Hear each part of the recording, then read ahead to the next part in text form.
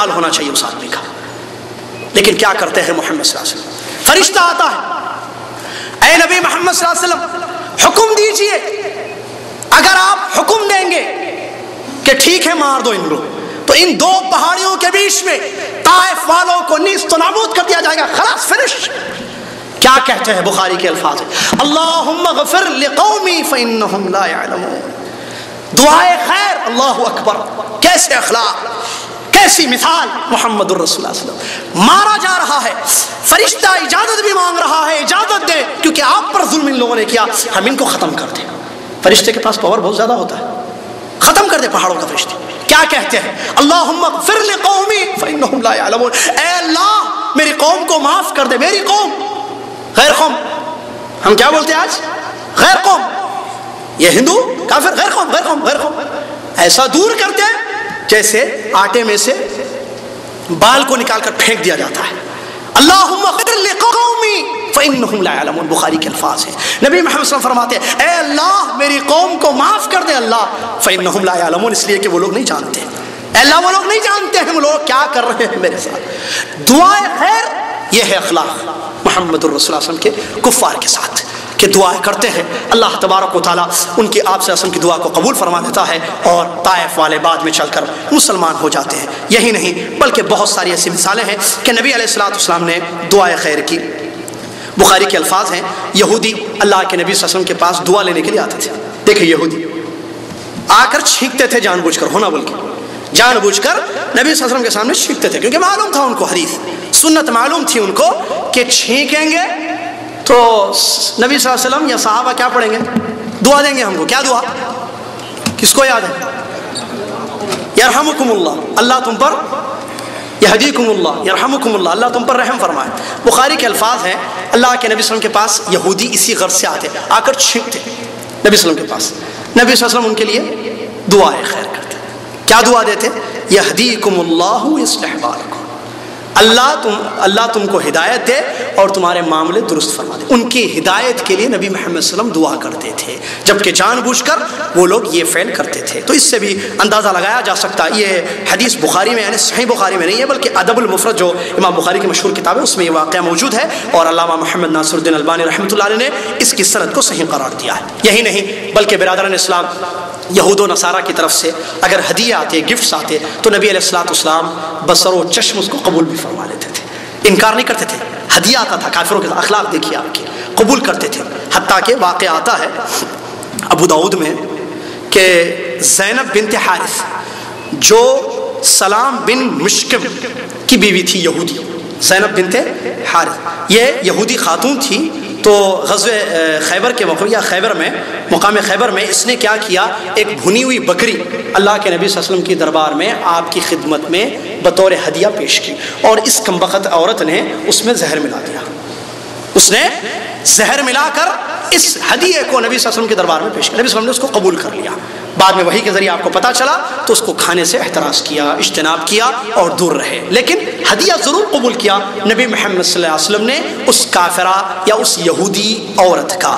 اور یہ سنن ابو داؤد کی صحیح حدیث ہے. اسی لیے علماء کرام نے یہاں پر ایک بات بیان کی، جیسا کہ ابن قدامہ رحمۃ اللہ علیہ نے مغنی میں اس بات کو ذکر کیا ہے کہ اہل حرب جو ہے یہود و نصارہ، ان کی طرف سے اگر کوئی ہدیہ آتا ہے، اگر کوئی گفٹ وہ دیتے ہیں، تو ایسی صورت میں اس کو قبول کرنا مسلمان کے لیے، ایمان والے کے لیے جائز ہے. اسی طریقے سے ایک بھی صحیح حدیث کا واقعہ ہے کہ نبی صلی اللہ علیہ وسلم نے مصر کے بادشاہ مقوقس یا مقوقس جیسا کہ اس کا نام آیا ہے، تو اس نے بھی ایک ہدیہ پیش کیا تھا اللہ کے نبی صلی اللہ علیہ وسلم کے لیے، اور اللہ کے نبی صلی اللہ علیہ وسلم نے اس کے ہدیے کو بھی قبول کیا تھا. اس سے بھی نبی علیہ الصلوۃ والسلام کے اخلاق کا اندازہ لگایا جا سکتا. یہود و نصارہ جنہوں نے ایمان نہیں لایا، جو نبی صلی اللہ علیہ وسلم کے دشمن تھے، تو ان کی طرف سے بھی ہدیے آتے، اگرچہ ایک بری سازش کے تحت بھی ہدیہ پیش کیا، جیسے زہر کا ملایا جانا، اس کے باوجود نبی علیہ الصلوۃ والسلام اس ہدیے کو قبول فرماتے. اسی طریقے سے اگر ان کی طرف سے دعوتیں آتی تو آپ دعوت کو بھی قبول کرتے، جیسا کہ آپ کے بارے میں آتا ہے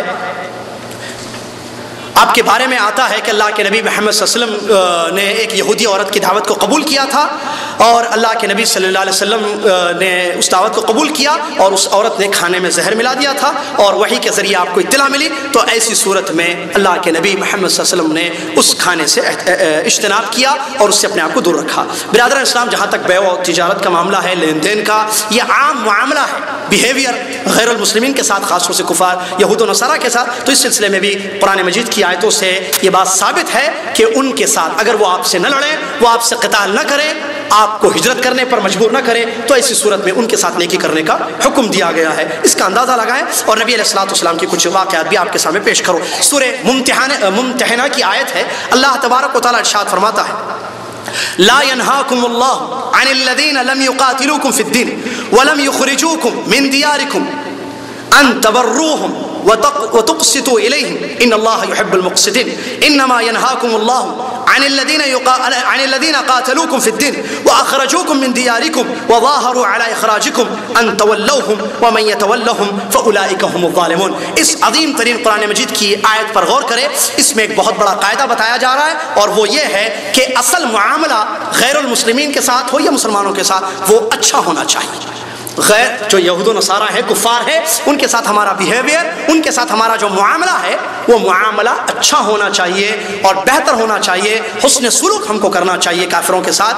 یہ قاعدہ ہے جس کی یہ دلیل ہے قرآن مجید کی آیت سورہ ممتحنہ کی۔ اللہ تبارک و تعالیٰ ارشاد فرماتا ہے کہ وہ کافر، کیونکہ کافر دو قسم کے ہوتے ہیں، ایک وہ جو آپ سے قتال کرتا ہے، جنگ کرتا ہے، لڑتا ہے، ایک وہ کافر جو آپ سے قتال نہیں کرتا ہے، وہ اپنی جگہ ہے، اپنے دین پر ہے، آپ کا دین اس نے قبول نہیں کیا ہے، لیکن وہ آپ کو ستاتا نہیں ہے، مارتا نہیں ہے، مجبور نہیں کرتا ہے نکلنے پر۔ تو اللہ تبارک و تعالیٰ فرماتا ہے کہ لا ينهاكم الله عن الذين لم يقاتلوكم في الدين، دین کے سلسلے میں جن کافروں نے تمہارے ساتھ قتال نہیں کیا، تمہارے ساتھ جنگ نہیں کی، اور اسی طریقے سے تم کو تمہارے گھروں سے نہیں نکالا۔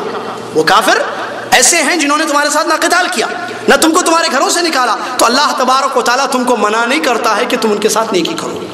ان تبروہم، البر، نیکی کرو ان کے ساتھ۔